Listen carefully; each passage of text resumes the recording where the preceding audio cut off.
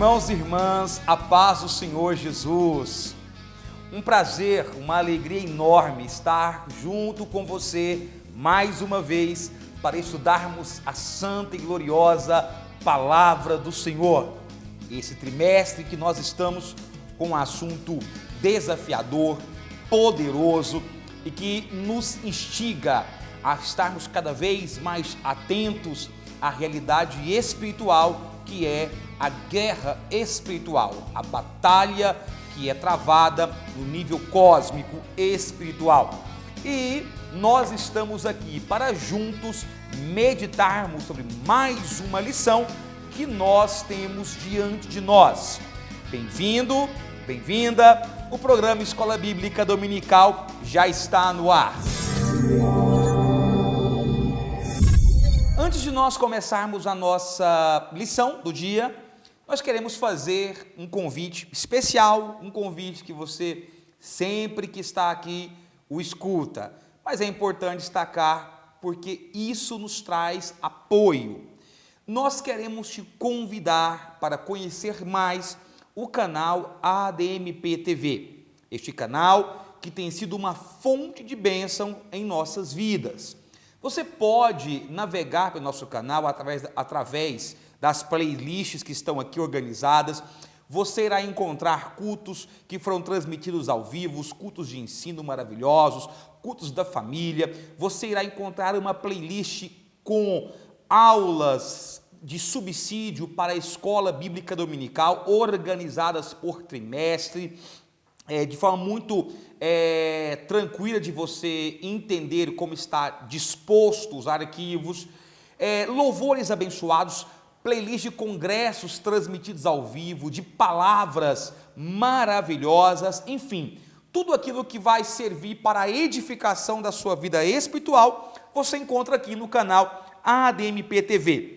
Então, se você ainda não se inscreveu no canal, faça-o agora, logo aqui nesse botãozinho vermelho que está escrito inscrever-se aí, e será um prazer ter você como mais um assinante e apoiador da nossa obra e da obra de Deus. Se você já é um inscrito, verifique se o sininho de notificação está ativado. Ativando esse sininho de notificação, logo aí você ficará por dentro de todas as novidades que acontecem aqui em nosso canal. Não se esqueça, inscreva-se e acione o sininho. ADMP TV, um canal de bênção para você. E nós vamos para a lição do dia, a lição de número 4, cujo tema é possessão demoníaca e a autoridade do nome de Jesus. O nosso textuário encontra-se em Lucas, capítulo 10, versículo 17, e diz assim a palavra do Senhor. E voltaram os 70 com alegria, dizendo: Senhor, pelo teu nome, até os demônios se nos sujeitam. Eu vou aproveitar e ler também a nossa verdade prática, que diz: o relato do endemoniado gadareno mostra a soberania absoluta de Jesus Cristo sobre o diabo e seus demônios. O nosso texto de referência, nós não iremos lê-lo aqui devido à sua extensão, mas vai ficar para você ler em casa e estudando, você, professor, professora, está no Evangelho de Marcos, lá no capítulo de número 5, do versículo 2 até o versículo de número 13. É uma passagem que fala sobre a cura dos endemoniados de Gadara. E é sobre esse tema que nós vamos meditar em nossa aula hoje. Bem, na verdade, é importante deixar claro que a lição de número 4, ela é uma extensão natural da lição de número 3. Na lição de número 3, o professor Leonardo dissecou com vocês sobre os demônios, suas características, a sua missão, sua finalidade e como é que essa casta surgiu na esfera espiritual. A demonologia foi o assunto da aula passada. Na lição de hoje, nós continuaremos a estudar a obra de Satanás e de seus asséclas, mas agora também dando uma ênfase espiritual em como a igreja pode combater essa influência do mal através da autoridade do nome de Jesus. Nós temos aqui hoje nesta aula posta duas vertentes. Nós iremos falar sobre a obra maligna da possessão demoníaca e iremos falar sobre a libertação proveniente através do nome de Jesus. O tópico 1 da nossa lição tem como título a possessão maligna. E eu sempre gosto de apresentar esse assunto, primeiramente pensando o seguinte: é claro que nós podemos afirmar que todo o mal que acontece no mundo, de uma forma direta ou indireta, está relacionado com o maligno. Eu não estou aqui, e quero que os irmãos entendam isso muito bem, militando em prol da doutrina do vitimismo humano, que diz que tudo de ruim que acontece no mundo é culpa única e exclusivamente de Satanás. Não. Mas o que eu estou aqui afirmando é que, da mesma forma como o homem é responsável por suas escolhas e atitudes, o pano de fundo no qual essas escolhas acontecem tem sim a influência, muitas vezes, de Satanás e de seus asséclas. Em outras palavras, nós podemos afirmar que, uma vez que o pecado apresentou-se na existência do mundo, na figura do demônio e do diabo, nós sabemos que as ações provindas do pecado também são frutos gerados através desta consequência, ou seja, o diabo contribui, claro, de forma direta ou indireta para o mal da terra, todo o mal da terra. Mais uma vez eu reforço a ideia de que o homem que escolhe seguir ou não aquilo que o demônio colocou a ele como opção, e isso é algo que tem que ser ponderado. Bom, mas a possessão demoníaca, dentro do contexto do mal, dentro do contexto de influência demoníaca, ela é provavelmente a pior de todas as aflições que o diabo pode colocar sobre uma pessoa. Antes de nós analisarmos esse assunto, eu acho importante você, professor, professora, diferenciar a opressão maligna da possessão maligna. São coisas distintas e que também têm alvos distintos. Opressão maligna e possessão maligna não é a mesma coisa. Se nós vamos estudar a partir de agora a possessão maligna, é bom que os irmãos saibam diferenciar uma coisa da outra. Bom, o que é opressão maligna? O que vem a ser essa atuação demoníaca? Nós dizemos que a opressão demoníaca ou opressão maligna, ela é a influência indireta. Preste bem atenção nessa palavrinha que eu estou colocando. É a influência indireta do diabo sobre um ambiente ou sobre o aspecto social dos humanos, dos seres humanos. Em outras palavras, é uma ação indireta, porém com resultados visíveis. As forças malignas, elas invadem um lugar. Observe bem que eu não estou dizendo aqui que elas vão se instalar nesse lugar, porque senão eu estaria aqui caminhando para a doutrina errônea de espíritos territoriais, que não é o que vem ao caso. O que eu estou dizendo é que na opressão maligna, o diabo, de forma indireta, ele se insere em um ambiente, causando o que nós chamamos de ambiente pesado, cria-se aquele clima de depressão, aquele clima de tristeza, aquele clima de agonia, e que muitas vezes traz consequências visíveis para nós. Lágrimas, choro, depressão, isolamento, tudo isso vem a partir da opressão maligna. Então, a opressão maligna não é que o diabo ele entrou na pessoa, não é isso. A opressão maligna é quando o demônio e os seus subordinados estão em um ambiente criando uma pressão, não me diz, uma pressão, um sufocamento, uma distorção no clima daquele lugar. Essa distorção, esse sufocamento pode produzir resultados visíveis: tristeza, lágrimas, desânimo, choro, isolamento, doenças, inclusive. E guarde isso aqui: um crente fiel pode sofrer opressão maligna. Que isso, meu Israel? Você está me assustando. Um crente pode sofrer opressão maligna? Opressão maligna, sim. E eu te provo na Bíblia. Basta você lembrar da história de Jó. Jó foi um homem que sofreu uma opressão maligna, com a permissão de Deus, por um caso específico, mas ele atravessou aquela dificuldade com a permissão de Deus, claro, mas através de uma dificuldade imposta pelo demônio. Quem aqui nunca ouviu ou não vivenciou, por exemplo, a depressão, ou mesmo a tristeza relevante, ou o lugar que você entrou e sentiu o clima pesado, não é?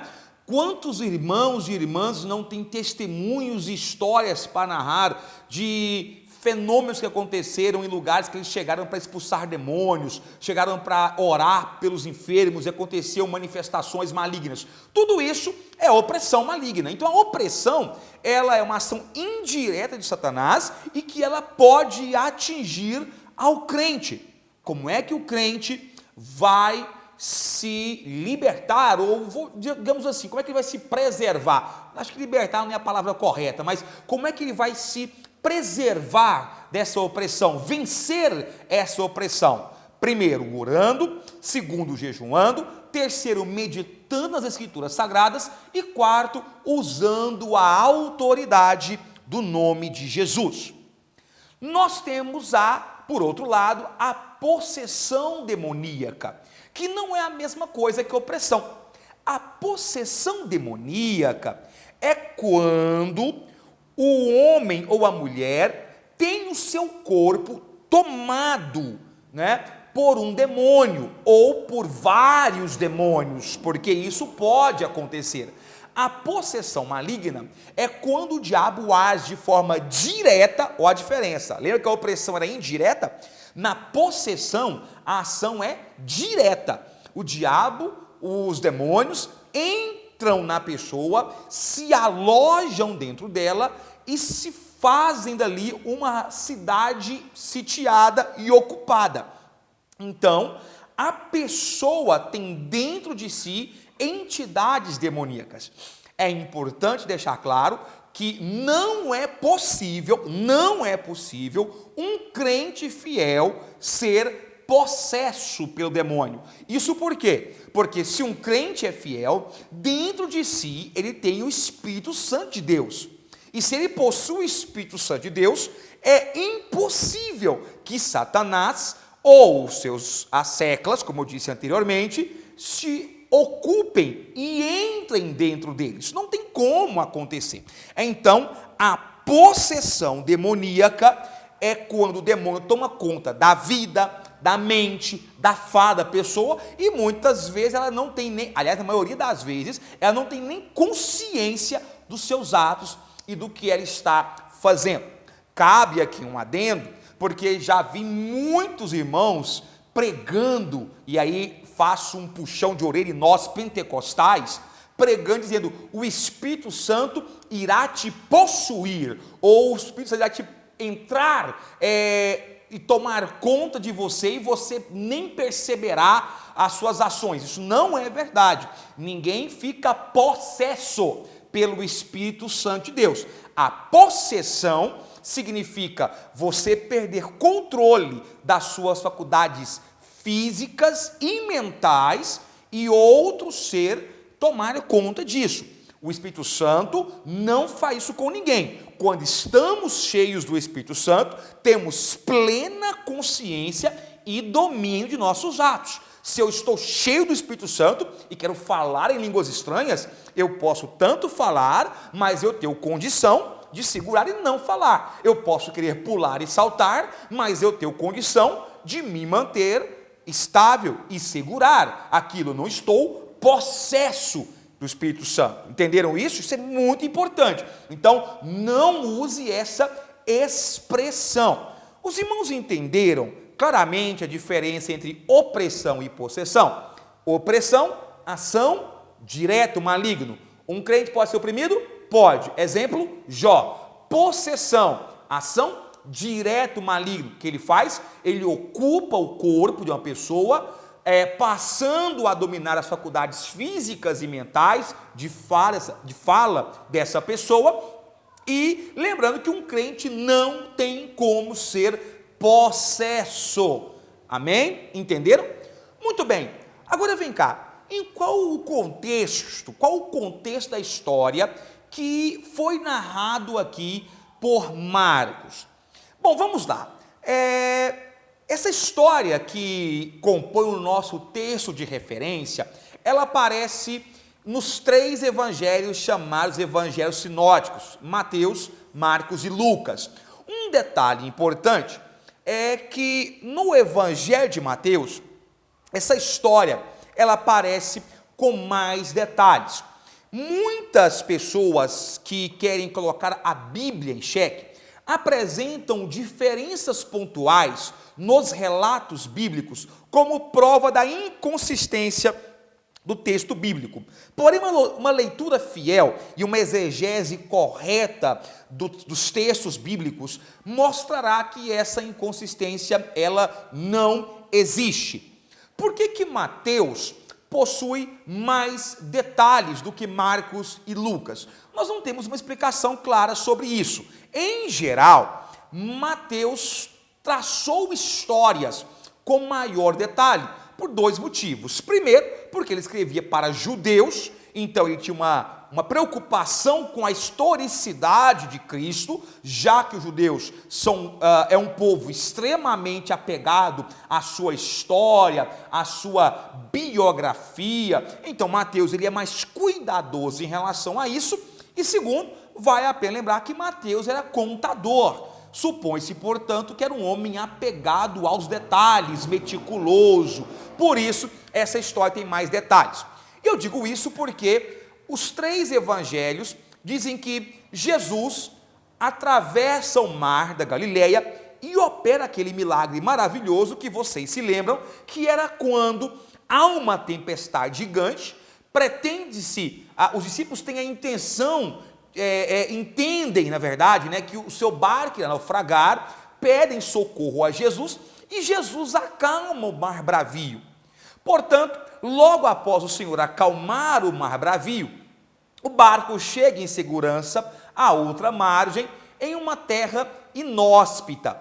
É curioso você perceber que Jesus sai de um mar bravio e dá de cara com 2 homens bravios. Jesus acalmou o mar bravio e agora precisa acalmar 2 homens bravios. Jesus desce do barco, após atravessar o mar, numa região chamada Decápolis. Decápolis era uma região de Israel formada predominantemente por gentios. Por essa razão, você vai ver mais à frente que era um lugar que se criava rebanhos de porcos. Por quê? Porque os porcos eram proibidos de servir como alimentação para os judeus. Era um animal impuro. Mas havia ali criações de porcos. Por quê? Porque Decápolis, aquela região, era formado por sua maioria de gentios. E por que esse nome Decápolis? Porque essa região era constituída por 10 cidades. 10 cidades, Deca, 10, polis, cidades. Decápolis, 10 cidades. E dessas 10 cidades, a maior e a que se destacava era justamente a cidade de Gadara, ou Gesara, ou Gezerene. Então, enfim, você possui várias grafias, as mais comuns são essas, Gesara ou Guedara. E quando Jesus desce naquela praia, vai ter com ele 2 homens endemoniados. É curioso porque, somando-se as 3 narrativas, nota-se que há uma pintura aterradora dos quadros daqueles homens. Gesara ou Guedara era uma cidade situada em uma região de grandes penhascos e de túmulos. Os túmulos eram cavados na terra fria. Aqueles túmulos que não eram ocupados serviam muitas vezes como abrigo de tempestades. Pasmem se vocês não sabem eu disso, é verdade. E também aqueles túmulos serviam como moradia para muita gente que vivia nas ruas, que não tinham de morar, mendigos, leprosos inclusive. E a Bíblia diz que quando Jesus desce da praia, vai ter com ele 2 homens que saíram dentre os túmulos. Um daqueles homens se destacava entre os demais. Talvez por isso Marcos e Lucas falam apenas de um gadareno e não de 2 gadarenos. Provavelmente um deles era mais agressivo e foi o que interpelou Jesus. Aqueles homens eram violentos. Diz a Bíblia Sagrada que eles eram tão violentos que as pessoas evitavam de passar por aquela região. Tentaram prendê-los algumas vezes, mas a força daqueles homens era tão grande quando eles estavam possessos, que eles quebravam as correntes e saíam, se livravam daquilo. Ou seja, há visivelmente um fracasso na tentativa humana de resolver aquela situação. Aqueles homens viviam entre os mortos, se ferindo, se machucando, se cortando, um cenário horrível de se pintar. É importante destacar que nem todo homem ou mulher que fica possesso tem essas reações extremas. Isso é importante destacar. Muitas pessoas ficam possessas e não manifestam ações externas, não dão essa aparência, mas estão possessas. Você quer ver um exemplo disso na Bíblia? Judas Iscariotes. Quando você pega, por exemplo, Lucas, capítulo 22, versículo 3, você vai ver que lá diz assim: entrou, porém, Satanás em Judas, que tinha por sobrenome Iscariotes, o qual era do número dos 12. Quando Satanás, e olha que quem entrou em Judas não foi um demônio qualquer, foi o príncipe dos demônios, foi o maioral deles. Quando Satanás entra em Judas, a Bíblia não diz que Judas se contorceu, espumou, mudou a sua voz, de forma alguma. Judas simplesmente se afastou e foi vender a Cristo. Então, não é toda possessão demoníaca que há manifestações extremas, como aconteceu com o caso do endemoniado de Gadara. E quando ele chega, o principal daqueles demoniados, o mais ativo pelo menos, chega diante de Jesus, você tem uma surpresa daquele demônio. É interessante porque esses endemoniados não eram os primeiros que surgiram na narrativa bíblica. Se você ler o Evangelho de Marcos, você vai perceber que Jesus já tinha feito várias expulsões. Jesus já tinha expulsado o endemoniado daquele homem lá na sinagoga de Cafarnaum. Jesus já tinha expulsado vários demônios enquanto ministrava pela Galiléia, no capítulo 3, você vai ver isso aí. Então, não era o primeiro. E por que razão esse relato nos chama a atenção?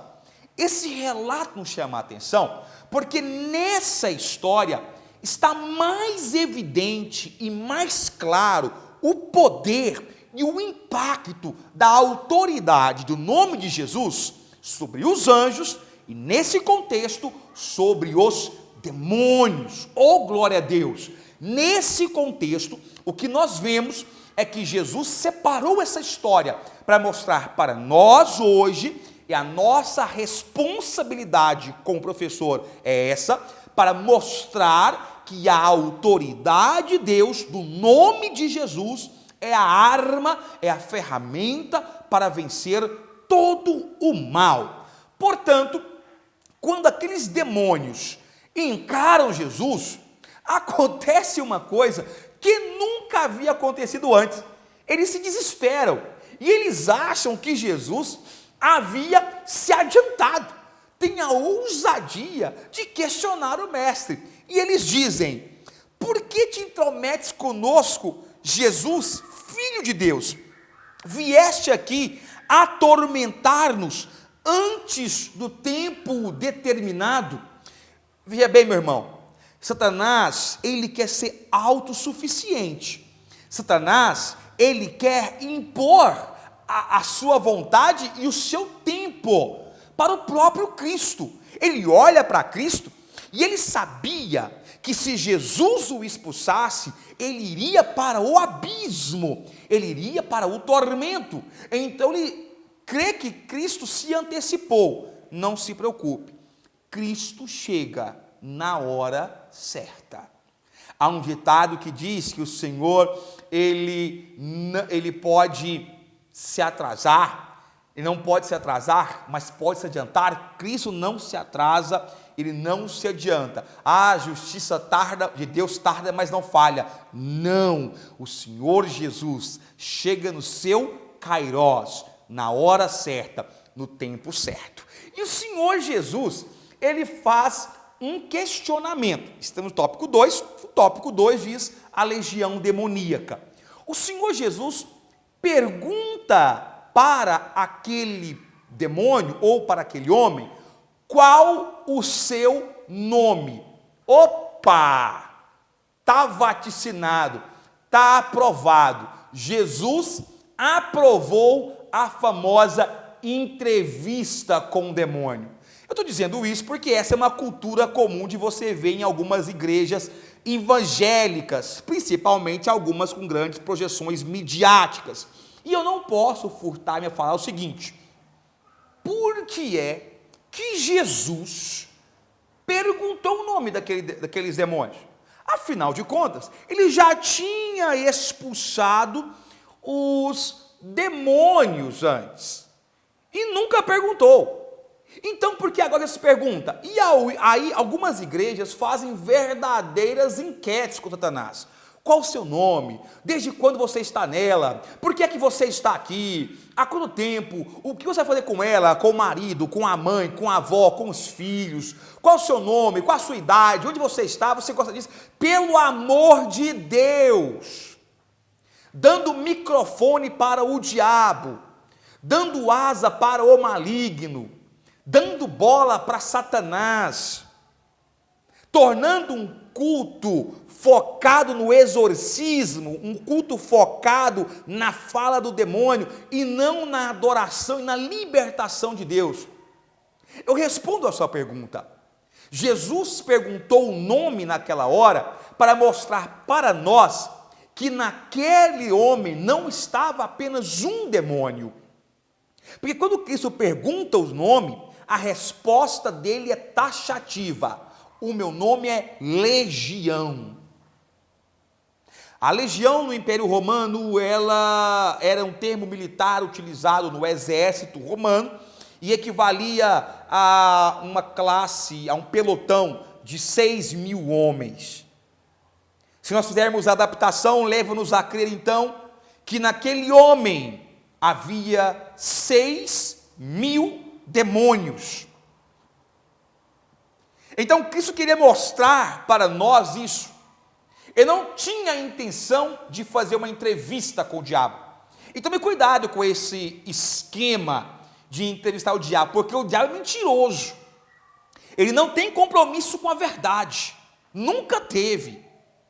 Tanto é que João capítulo 8, versículo 44, nós temos isso enfaticamente descrito por Jesus.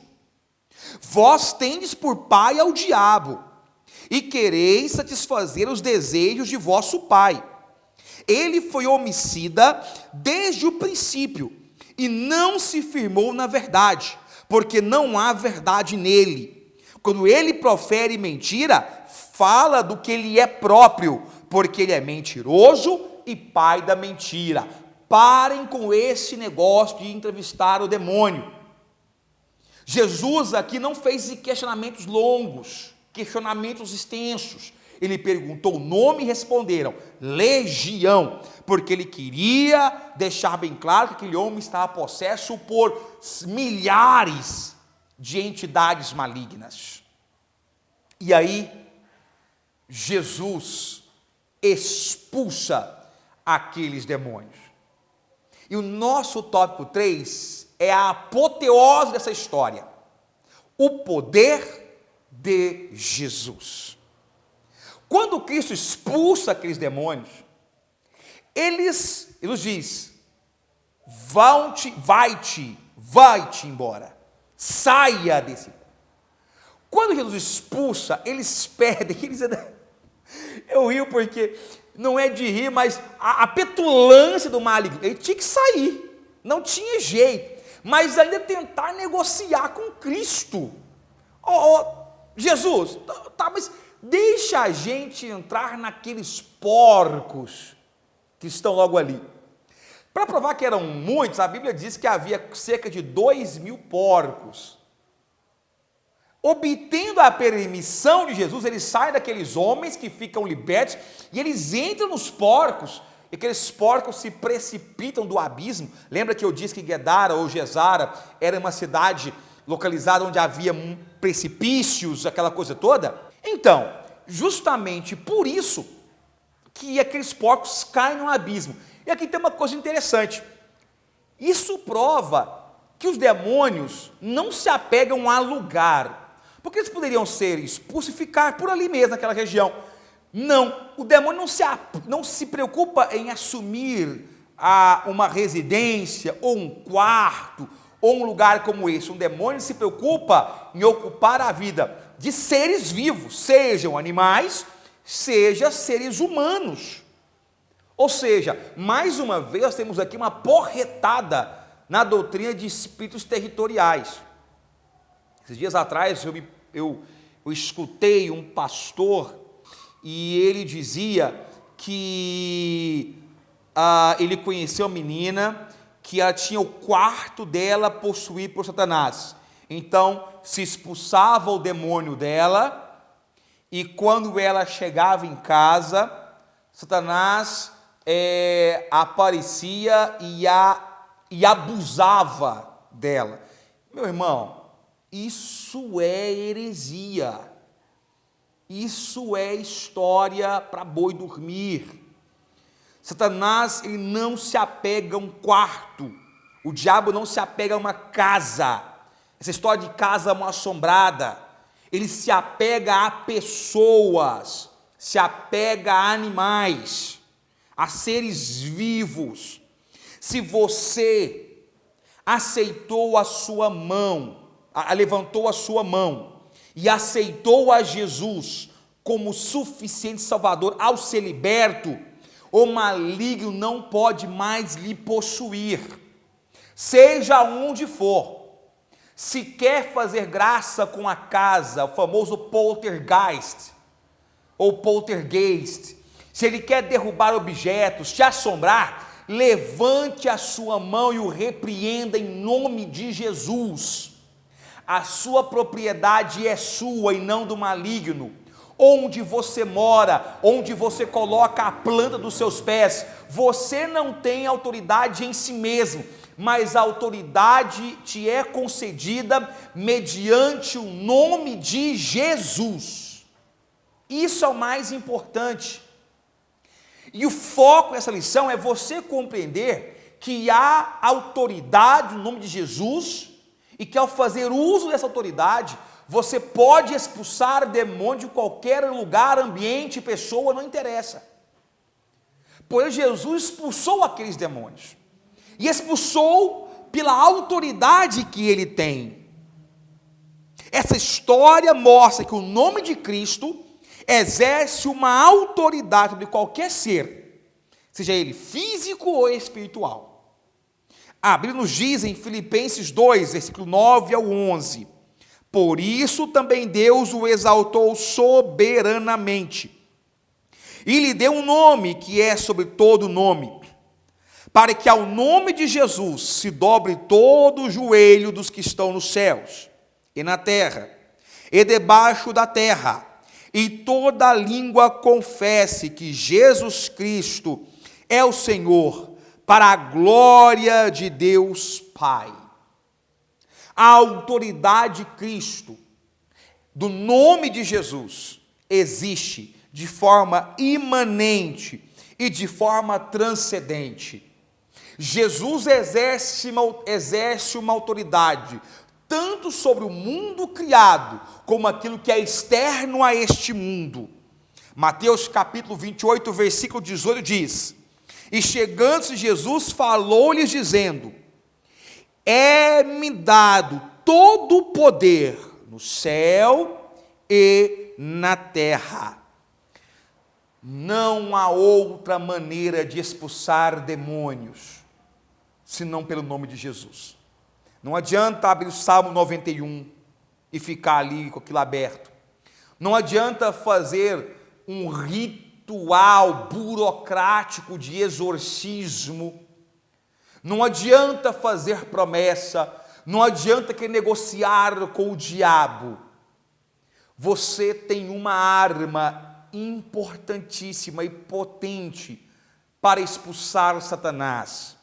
E essa arma é o nome de Jesus Cristo. Tiago 2,19 diz: tu crês que há um só Deus, fazes bem. Também os demônios o creem e estremecem. O nome de Jesus é a arma que nós devemos utilizar para expulsar os demônios. A autoridade de Cristo nos é transmitida através do seu nome. Eu quero finalizar aqui com alguns questionamentos que podem surgir na sua aula. O primeiro deles é: por que o Antigo Testamento quase não tem registro de pessoas possessas, não é? Enquanto que o Novo Testamento está cheio disso. Na realidade, o Antigo Testamento há registro de possessões, como é o caso, por exemplo, da pitonisa que Saul consultou e que incorporou o demônio para fingir ser Samuel. No entanto, o foco do Antigo Testamento era outro. Lembrando ainda que Jesus Cristo ele veio para confrontar as obras das trevas. Por isso que há mais relatos no Novo Testamento que no Antigo Testamento. Então, essa é uma questão de interesse de escrita. O Antigo Testamento ele tinha um foco voltado na historicidade de Israel e também nas profecias sobre a vida do Messias, enquanto que o Novo Testamento já há um foco no ministério de Jesus, colocando em campos antagônicos Jesus e Satanás. Por isso há relatos maiores e mais profícuos desse embate Cristo e o diabo, certo? E claro, segunda coisa que eu quero que os irmãos lembrem-se, é que Satanás não será expulso, o diabo não é expulso, se não houver uma oração de libertação. Muitas pessoas perguntam: e hoje? Parece que hoje nós não temos tantas possessões demoníacas. E aí eu quero deixar um alerta para nós. Há sim, só que hoje nós não mais oramos para expulsar demônios. As nossas igrejas, elas oram para Jesus curar, para Jesus batizar, porém, nós não estamos tendo mais uma oração alicerçada em libertação. Preocupa-me muito, porque ouso dizer que em muitos templos, em muitos cultos nossos, o demônio passa debaixo de nossas mãos e não se manifesta. Portanto, é imprescindível que nós venhamos a exercer a autoridade do nome de Jesus. A igreja precisa despertar para a contemporaneidade da possessão demoníaca e da necessidade de orarmos especificamente por libertação. E não se engane, para ter a autoridade de Jesus em sua vida, é uma questão de buscar, orar e buscar ao Senhor. Não adianta você querer achar que a autoridade está em você. A autoridade está em Jesus. E para que você exerça essa autoridade, é necessário oração, jejum e consagração. E esse é o alerta que nós temos para a nossa lição de hoje. E o programa Escola Bíblica Dominical vai ficando por aqui. Muito obrigado a você que nos assistiu até o final. Que Deus possa continuar te retribuindo grandemente. Nós glorificamos pela sua vida. Não se esqueça, gostou, te edificou, te abençoou? Deixe aquele joinha, deixe o famoso like, o seu comentário logo aqui abaixo é importantíssimo para nós, e compartilhe em suas redes sociais, no seu WhatsApp, no seu Facebook, no seu Instagram, em tudo aquilo que você faz, Twitter, enfim, seja um agente de Deus e nos abençoe divulgando este trabalho. Que Deus em Cristo Jesus possa te prosperar cada vez mais. Amém.